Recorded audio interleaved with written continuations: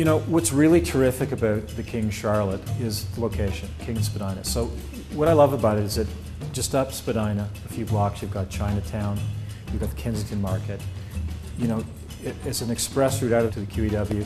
You can go east or west. We've got an island airport that you can walk to if you want to take a quick trip to New York City. The best entertainment strip in Canada, which is the King West-West strip between Spadina and Bathurst. There's 40 restaurants and nightclubs. It become the funnest place to party in Canada. You want to see the theater? Well, not only is there one theater, there's two theaters right on the same street, 200 yards away. There's also the only five-star hotel open right now in Canada, or sorry, in Toronto, the Ritz-Carlton, 2 blocks away, with 2 more five-star hotels coming, another 4-star hotel, and a 5th 4-star hotel coming. The imprint was an interesting imprint in that it was 170 feet long and only 65 feet wide, which is actually very hard to build on, unless it's a perfect site. Well, this site's a perfect site because it had roads on 3 sides, 2 lanes and a street. So it allowed me to do a super wide, shallow kind of floor plate, which meant that the building actually ended up being 160 feet long and about 50 feet wide, which means when you put a quarter down the middle, you end up with suites that are about 21 or 22 feet deep. So if you want to do a 440 square foot 1 bedroom, 20 feet by 22 feet, it's beautiful. It actually lives way larger than that. It's like living in a 650 or 700 square foot 1 bedroom because there's no wasted space.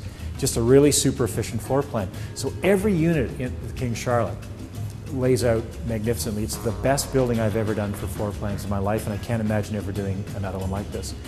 What I really, really like about this building, though, is again, I went to Peter Klues of Architects Alliance, who I absolutely have known the guy for many decades, and he's become, in my mind, the preeminent condo architect in Canada. And I asked him to do something spectacular for me. Again, I wanted to do this crazy thin glass tower. And what he came up with was this idea of 4 boxes. So there was a box down below, which was like a retail box. And then he put this, again, it's sort of a ribbon. So, but it's a ribbon wrapped this way instead of this way at Theatre Park. And that became the base of the building.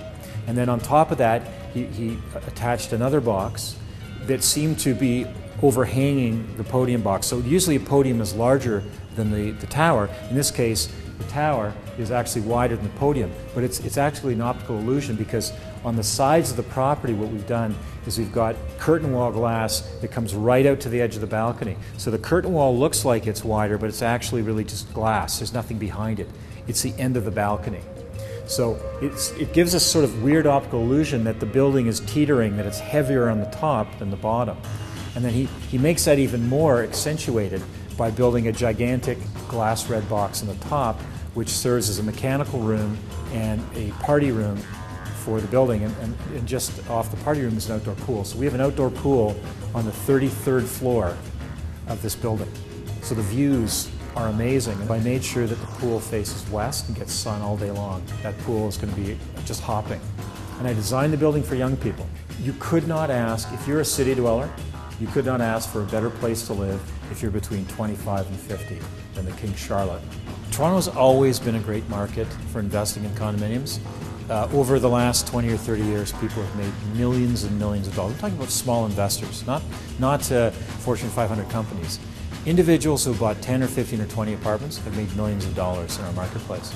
The beautiful thing about the King Charlotte is that not only do we aim this product towards young people, but by aiming it towards young people, you also aim it towards investors, because investors buy the smaller apartments. They buy the smaller apartments because the smaller apartments are for younger people who rent.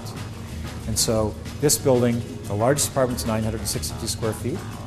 And our prices are in around the sort of high 500s per square foot. And we're actually getting rent in buildings like this at $3 per square foot per month. Now that's $3 per square foot per month before condo fees and taxes. But we find that with 20 or 25% down and a 35-year AM, we're actually showing a positive return on money.